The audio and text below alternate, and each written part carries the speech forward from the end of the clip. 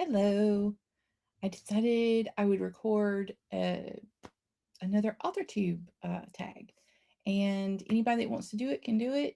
I'm trying to catch up on my videos. So I watched one of Jenna's videos, which was Vlogmas 2025, a writer's journey through the chaos and magic of, and I think it's 2025, but it got cut off there. Sorry. I'm going to link it in the description, but the point is, there are questions involved, and I really thought that would be a good thing to do is just go over these questions. So here we go. Number one, which project are you the most grateful, relieved, and overjoyed to have completed? Book 4. That was a tough one. I don't even have a copy of it. I was so traumatized.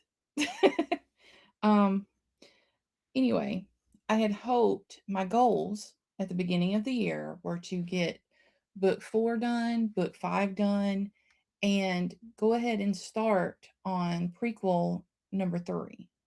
But everything just kept piling up, and between healthcare and surprise things, I just couldn't get to it. So, and also, I mean, it's not just me, Dawn too.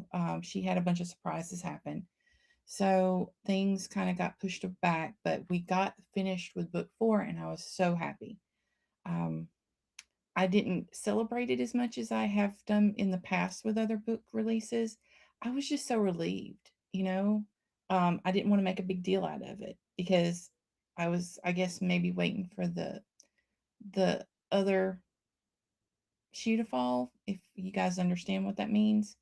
So I was just like, let's not go crazy celebrating it. Let's just be happy it's done. Yay. It's not that it's a bad book.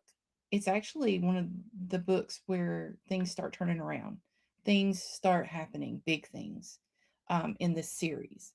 And, I'm proud of it. But yeah, it was just really difficult. Which projects are you carrying over until 2026? That would be book 5, which is the final in the main urban fantasy series, and prequel 3, which is the final in the last, or the prequel series, The Life and Loves of a Dragon. It's more the history of our characters, and I need to make sure we get it right. The last one, I'm hoping that we can keep it to one book. But if push comes to shove and we have to make another book, so be it. Um, just fingers crossed we can keep it to one book. Is there a new release you're excited for next year already? Well, those, obviously.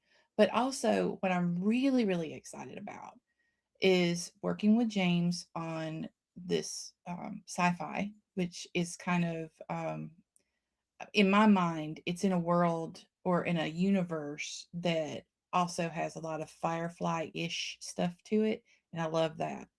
Also, getting these books done and having all of them finished is great, but we're going to be working on the smaller paranormal romances.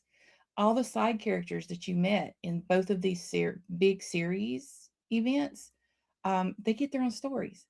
So we're going to put those out, and I really look forward to those. We've actually got several already up on Later Press, the beginnings of them at least, and their cover art. They're going to be ebooks. I don't know if we're going to release them as printed books until we get different covers for them. So there is that. What are 3 books by fellow indie authors you want to read before the end of the year?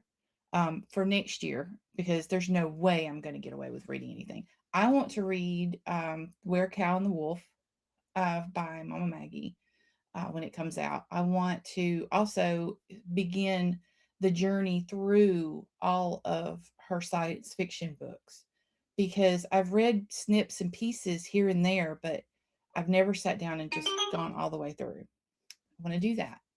I don't know if I'm going to make it by the end of the year, but I do want to try. I definitely want to continue my husband wants me, or what is, let's see. Here we go.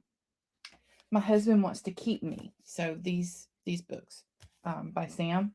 Um, the next few I'm really, really interested in. And I've got, there's so many, y'all. Vitellangelo, I don't know if she's gonna get to that 2026. I'll have to rewatch all of her stuff, but if she does, that's an awesome concept. Can't wait to read the actual full thing. Um, and Lear and Devin's working on The Witch's Dagger, and I've beta read all of her books, so I'm in love with all of them. So I want to read Happel's story too. So there's that, and I think, well, that's all I can think of right now. Oh, Inca has one. Was it gay cowboys in space? Something, I don't know. It was just something so off the wall that I really, I got hooked. I was like, oh, I got it. I can't wait to get that. Um, yeah, there's probably a lot more, and I'm just like spacing on them right now. But that's just my brain. Which goals from this year made you grow the most? The goals from this year, um, the lack of keeping myself under control. I have a very chaotic brain, and I lost track of things in time, and you know, time doesn't work right for me, and um sometimes I get lost easily, and sometimes I just don't want to do anything. Um, if I don't have everything in a specific order, chaos comes in and just screws everything up. And I let that happen for most of the year because of all the chaos that was going on around me. I just succumbed to it. So my goals were to do those books, but also to get back on the wagon when it came to time management. And I believe in November and December, I've accomplished that. I'm getting that back. I've set myself up for not failure this time, but success by trying out new time frames and trying out new things and getting things back or in an organization that works for my brain. And I look forward to that. I think that that made me grow. What made me grow was ruining the goals that I had, not actually getting to the goals that I had. Um, and it's up from here, right? What advice do you have for the past you? Um, don't fall off the wagon so much. You had it right. Like I self sabotage, and I need to stop doing that. I had things going right. I had things going great. And just because there are bumps in the road doesn't mean that you give up everything and just kick it. And you're like so mad because things didn't work out perfectly. That I would tell my past self, stop doing that. And to my future self, also the same thing. Now that we're getting things back steadily, getting rid of the chaos, and if there happens to be chaos that hits us in the face, then just take the slap and stop letting chaos destroy everything else. So that would be, I think, my advice, not just to me, but to anybody out there, because I don't want you guys to suffer the same way that I did through all of this. Oh, look at my shirt.